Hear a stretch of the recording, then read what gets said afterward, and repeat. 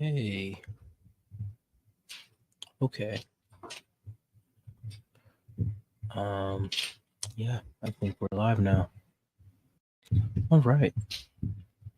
Well, it's always hard to find a time that works for everybody when it comes to this kind of thing.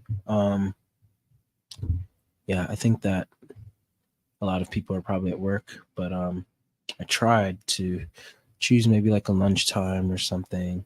Uh,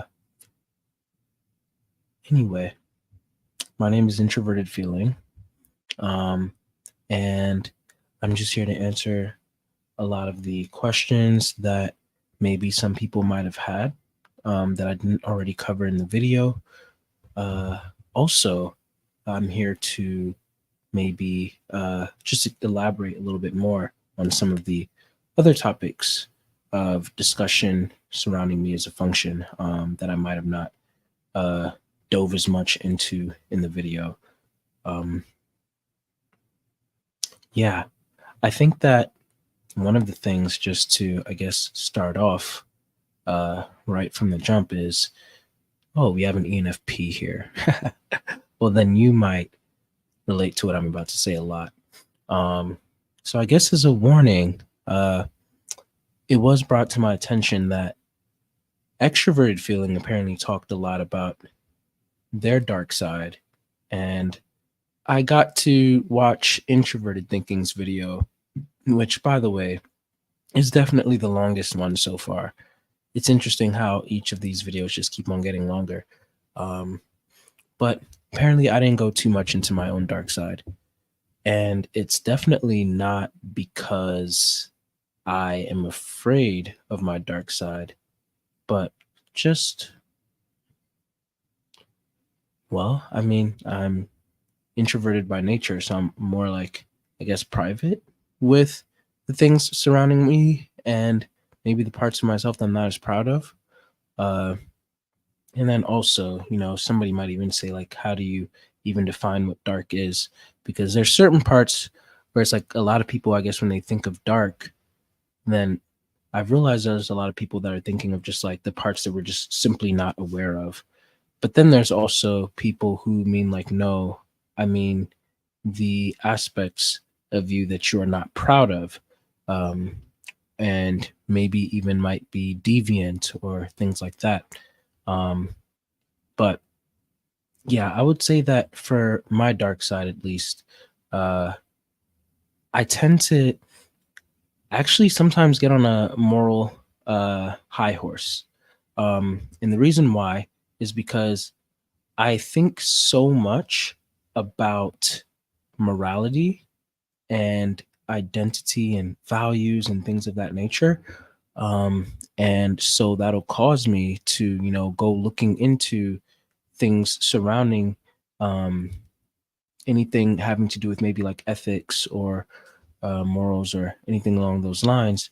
And from there, I uh, I guess I kind of become like an expert in all of it, and I at least start to view myself as one, because I notice that a lot of other people don't look into the things as deeply as I do or as much as I would, and so then that makes me feel the right to vocalize strongly about how I feel about things.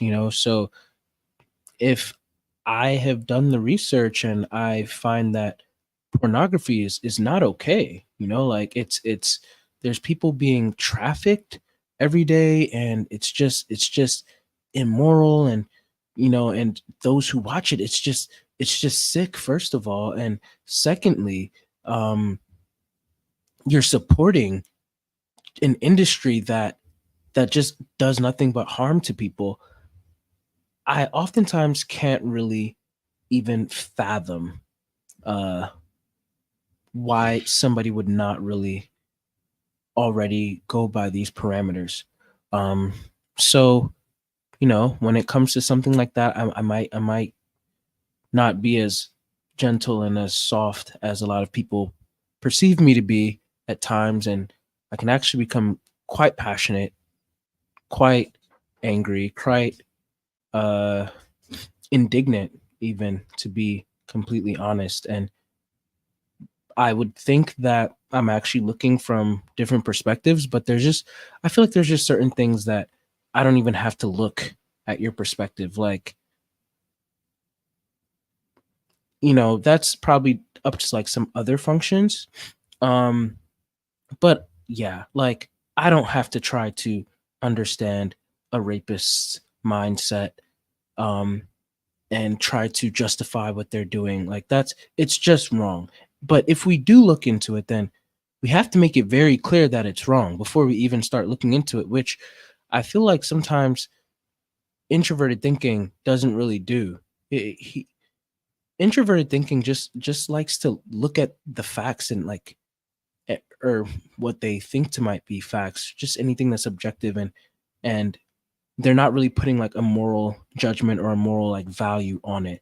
They're just talking about the thing like, oh, this is rape, oh, this is murder, this is cheating, this is lying, this is this racism, and they're just apparently picking it apart, but they're not really, they don't make it clear enough sometimes that it's wrong and it's unjust.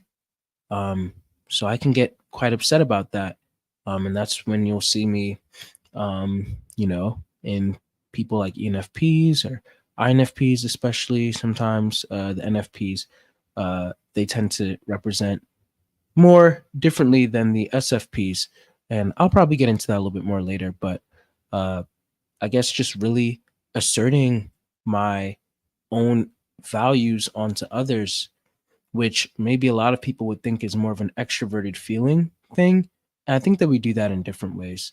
Um, Extroverted feeling, I've noticed it kind of like looks at everybody and it sees that, oh, everybody is being done unjust, or like they all want to say something, but they don't have the balls to say it. And so they will speak up for the group. But for me, I really don't need the whole group to like be on my side to like see that something is not okay. Um, I think that extroverted feeling sometimes needs more validation in that aspect.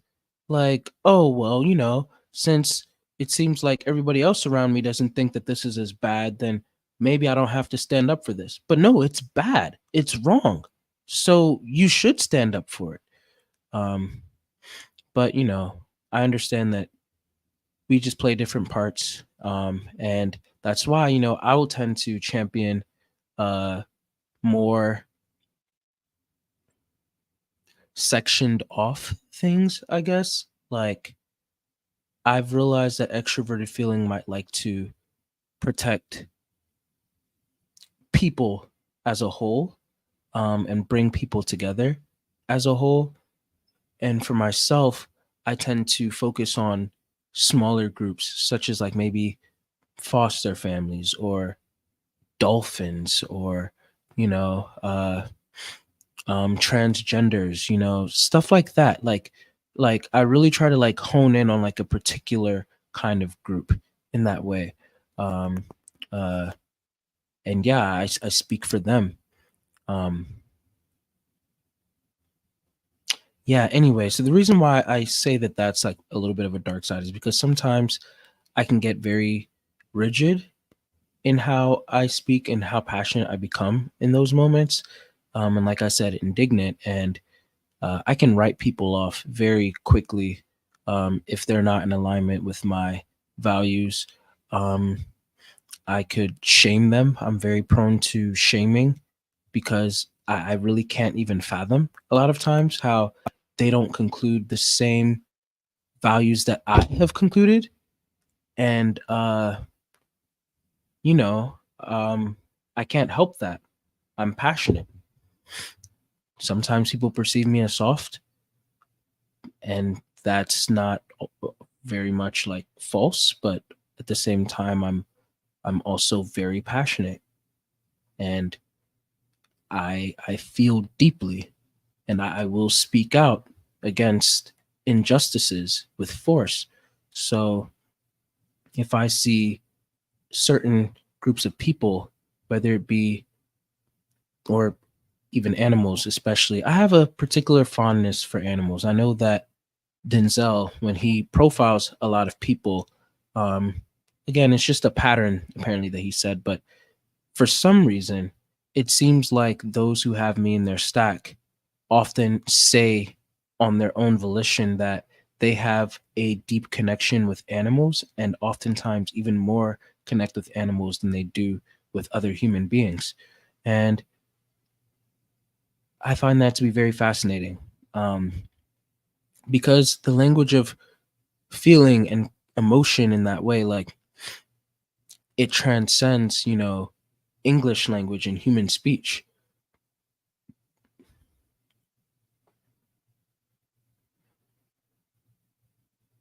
I'm sorry. I'm just trying to keep track of my thoughts here.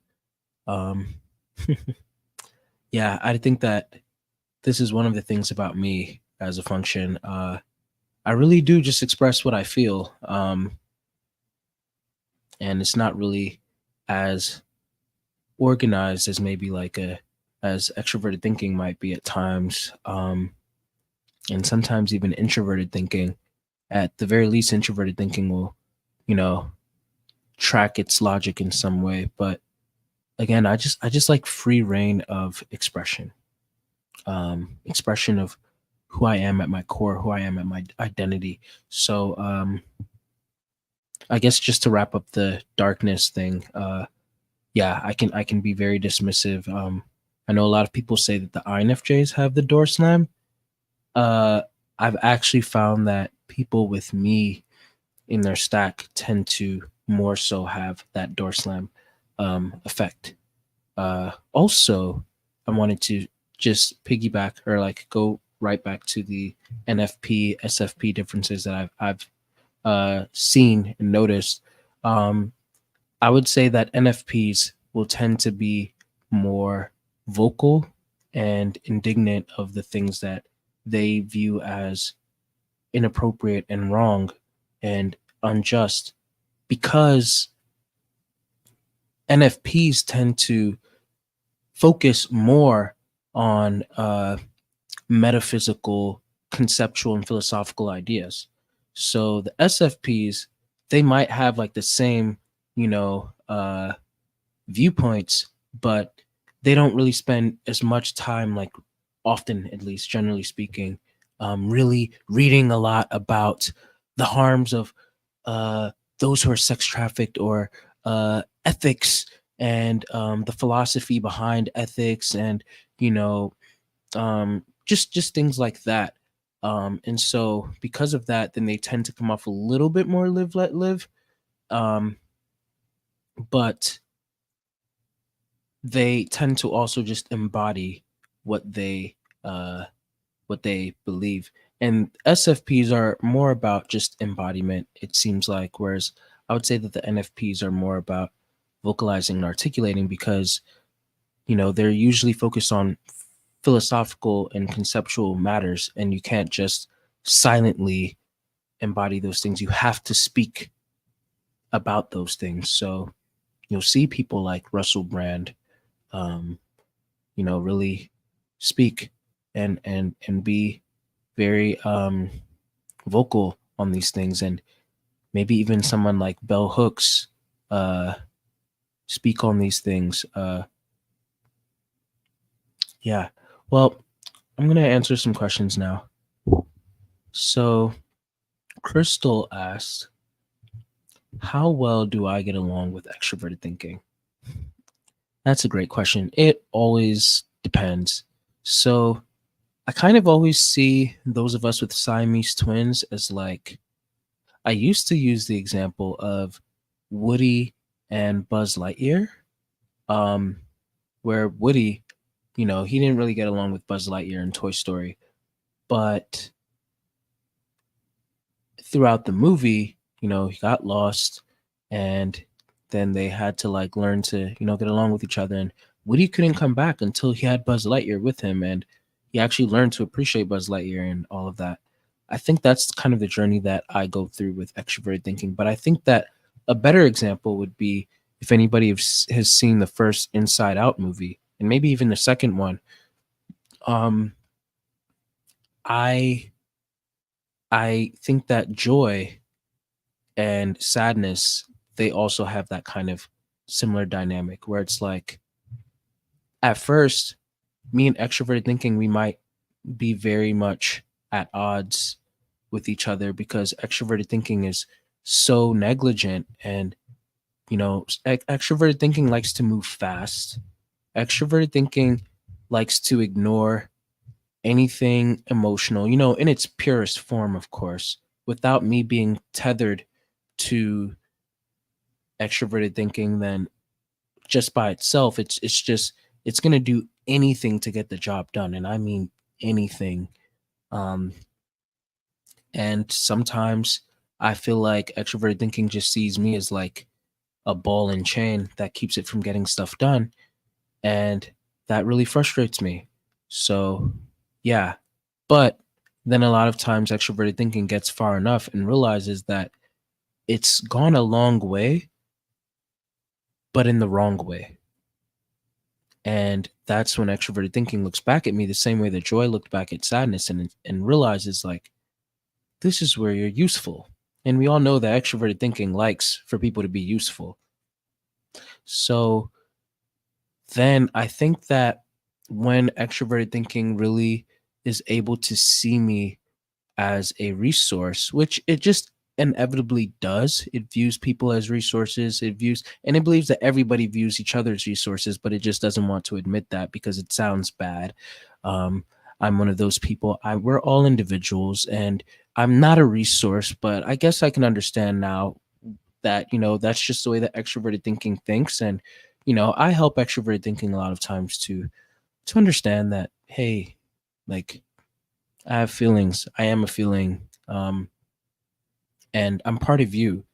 You should really tap into yourself and really ask yourself, do you really want to dye your hair pink just to uh, make these record sales? Do you really want to get an OnlyFans just to make as much money as you're aiming to make? Do you really want to screw all of these people over just to be able to get ahead in your business? Do you feel like these are things that do you even feel passionate about what you're doing?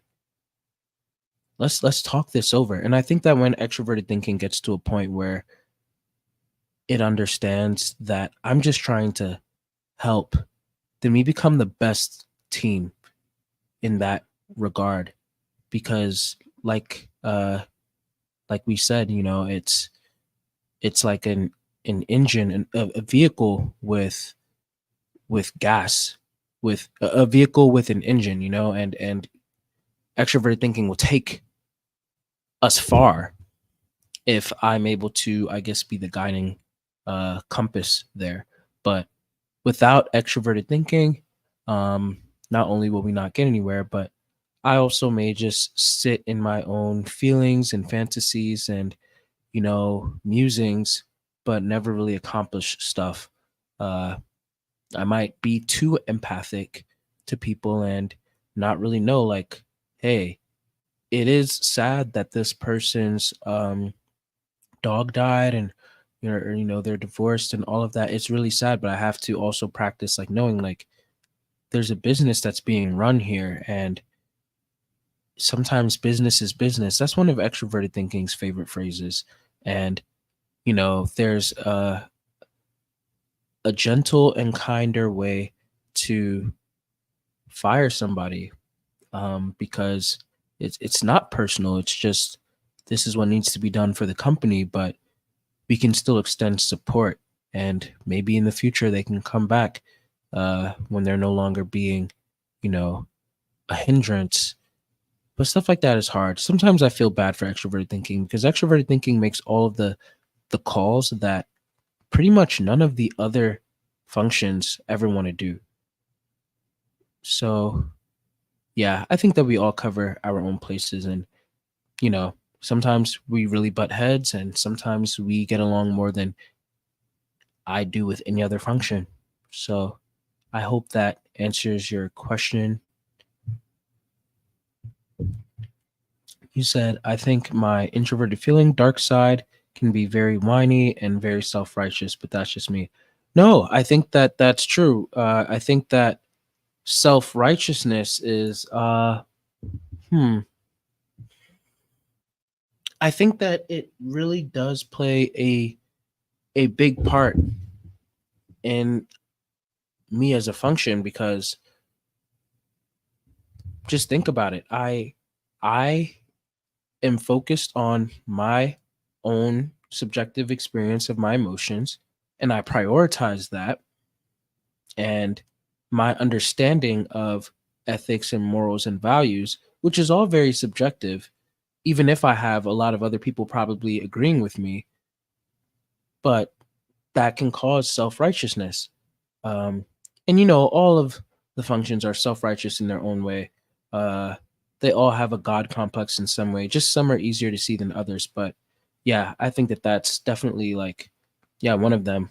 Um, Sometimes I can be very selfish, which is a lot of people like, I'm not innately selfish, but sometimes I don't understand, like, why is extroverted feeling paying attention to everybody else in the group, but then just because I'm the one person who doesn't want to do said thing, we still all have to go do it. Like, I guess it makes sense numbers wise, like, okay, well, I'm the only person, but what makes everybody else in the group more important, and their feelings be more valued than mine? But then sometimes I just get over it. I understand. So, yeah. Um,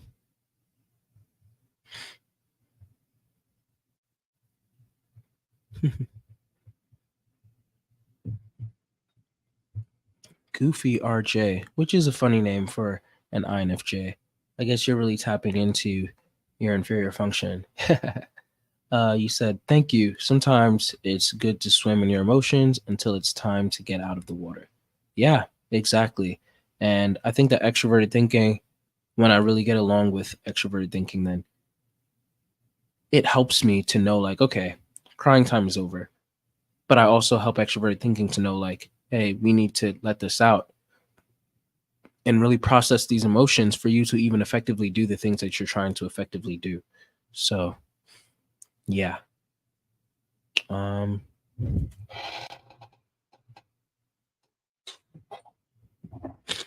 um, okay. So Crystal says, I love animals, but I have allergies. Huh, that's ironic. I'm dealing with allergies right now. Um, they give me asthma, particularly with cat, dogs, and horses. Oh, that's so sad. So I love breathing more than I love animals, which means I love people more than I love animals. I think that's fair. If it's going against your livelihood, a big part of introverted feeling, I think more than any of the other functions, is self care. Self care, self prioritization, and self preservation. So, yeah, um, this is funny. I do think that actually I tend to be in some of the most infamous preachers, um, because of, again, the passion. I'm really good at making other people feel what I'm feeling. And so if I am absolutely pissed off about an injustice, I can make everybody else feel that too. Um, yeah, and sometimes I won't even be aware that that's what I'm doing. I'm just amplifying my energy, and I think that's why sometimes extroverted feeling can be a little bit annoyed with me, because you know, I'm just prioritizing my energy, but extroverted feeling is so worried about how it's affecting everybody else. And sometimes I'm like, okay, but what about me? Like, so why do I have to shrink for everybody else? And everybody else doesn't have to shrink either. We can all just express. But extroverted feeling feels like every emotion is actionable and stuff like that. And it's like, no, sometimes emotions just need to sit and just be processed. You don't have to take action with them.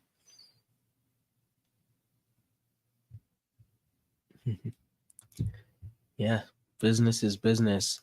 You put the thinking emoji, but yeah, that's a lot of what extroverted thinking likes to say, Extroverted thinking really likes simple aphorisms for what it's worth. So, you know, you'll always be left asking, especially introverted thinking. Introverted thinking likes to ask, like, okay, but what does that mean? Like, can you elaborate on what that means? Like, what does business even mean?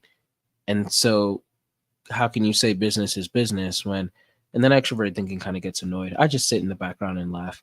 Uh, and then extroverted feeling tries to, like, mitigate. But from my understanding, extroverted thinking likes to say that business is business because it's like, well, this is a sad situation and, this is what's happening, but we still have to prioritize a whole company. And sometimes that's really just the truth. Like, extroverted feeling is not the only one that's prioritizing the group. Extroverted thinking is doing that too. Like, okay, well, just because this one person is suffering does not mean that now the whole business has to suffer, because if our numbers are down and everything and we don't fire this one person, it's going to contaminate the rest of the business. um and then, now we're going to have everybody in the company, maybe not making as much money as they usually do because the one cog in the machine that's like not really working the best has fallen short. And so now, uh the whole company is going down just because we decided to be overly empathetic. So yeah, yeah, business is business. And Goofy RJ says, when you grow, you realize that everyone has a piece of you, yet you can't just let them go because that piece of you, that because of that piece of peace in you, may be gone. Break time is over. True. I guess break time is now ending. Um, well, yeah, that was very insightful, as INFJs tend to bring a lot of insight. You guys, I mean, you've met introverted intuition a little bit in Denzel's video with where he introduced his functions. They're a funny bunch. But yeah, introverted intuition always is saying some stuff like that. And a lot of times I really understand it. And a lot of times I'm kind of confused, but I'm just here for the vibes. Yeah. Well, thank you all for tuning in today. Um, and I hope that you're enjoying the series. If this goes well, Denzel says that he might even have some of us, in the same videos talking to each other. So, like, me and extroverted feeling having a discussion, um, and stuff like that. So, you know, if you appreciate all of this, let us know in the comments. Please leave a like, share if you think that it's helpful with people. And it really helps out Denzel's channel. Also, feel free to book with Denzel at denzelmensa.com. Uh, and yeah, I think that that's it. Thanks everyone for joining in. And again, if you have any more questions, then I'll be back in the future. So, hi.